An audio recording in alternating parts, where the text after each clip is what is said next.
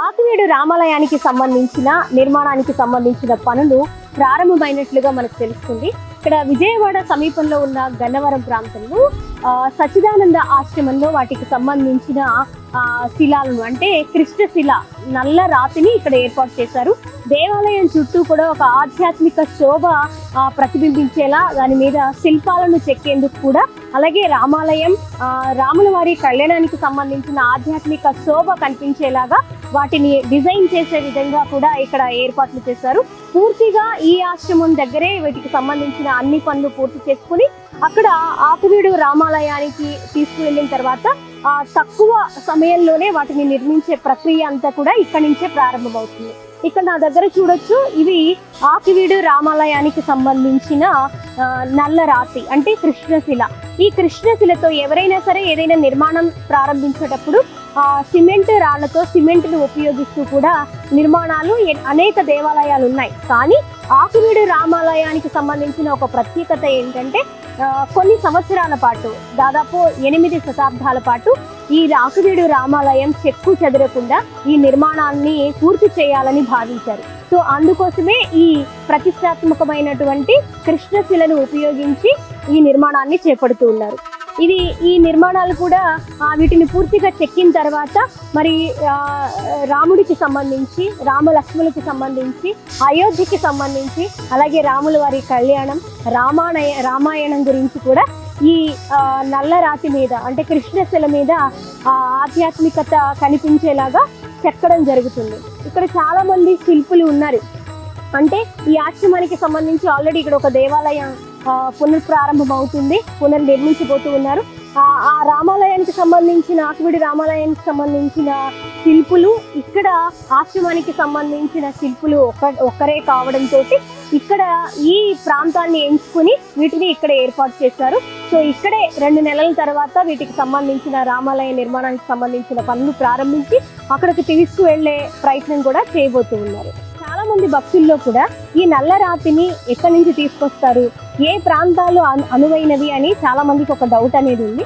ఇప్పుడు ఇక్కడ ఆకివీడు రామాలయానికి సంబంధించిన ఈ నల్ల రాతిని, ఈ కృష్ణశిలని మనం గుంటూరు చుట్టుప్రక్కల ప్రాంతాల నుంచి కూడా తీసుకొచ్చినట్లుగా, సేకరించినట్లుగా మనకు సమాచారం అందుతుంది. ఇది సాధారణంగా ఆలయ నిర్మాణాల్లో విగ్రహాల తయారీలో వాడేటువంటి ఒక నాణ్యమైన కృష్ణశిలని ఈ రామాలయ నిర్మాణానికి ఉపయోగిస్తున్నట్లుగా, ఒక ప్రతిష్టాత్మక ఆలయం కోసం నిర్మిస్తబోతున్నట్లుగా మనకి సమాచారం అందుతుంది. ఇంకా ఆంధ్రప్రదేశ్లో అనేక ఆలయాలకి అలాగే శిల్పాలకి కూడా ఈ కృష్ణశిలని గుంటూరు నుంచి తీసుకొచ్చి, ఈ నల్లరాతిని తీసుకొచ్చి ఉపయోగిస్తూ ఉంటారు అని కూడా మనకి ఇక్కడ కొంతమంది చెప్తూ ఉన్నారు. సో ఈ కృష్ణశిలపై చెక్కే శిల్పాలు కూడా ఒక సాంప్రదాయమైనటువంటి డిజైన్లు, అద్భుతమైనటువంటి ఆధ్యాత్మిక చారిత్రక రూపాన్ని ఇస్తాయని కూడా చాలా మంది ఇక్కడ కొంతమంది ఆలయ నిర్వాహకులు చెప్తూ ఉన్నారు.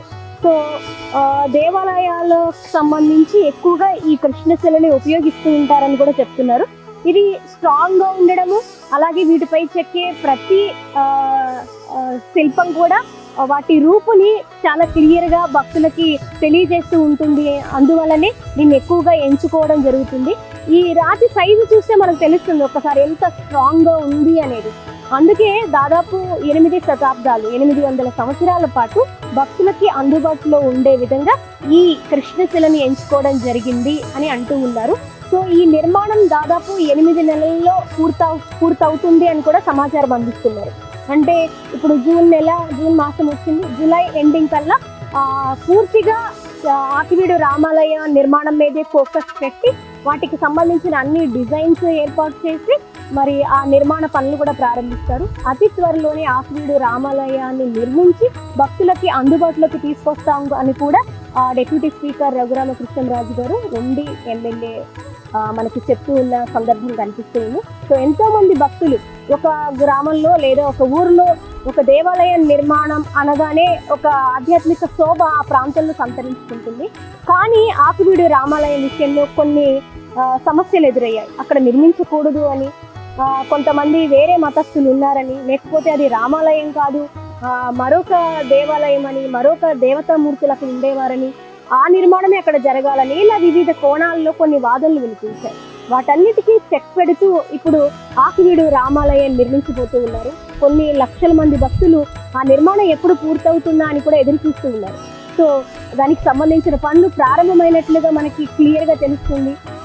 ఏదైతే చెప్పారో అప్పుడు శంకుస్థాపన టైంలో కృష్ణశిలను ఉపయోగిస్తాము అని, అదే రాయిని ఇక్కడ తీసుకొచ్చి శిల్పుల చేత చెక్కించడం జరుగుతుంది.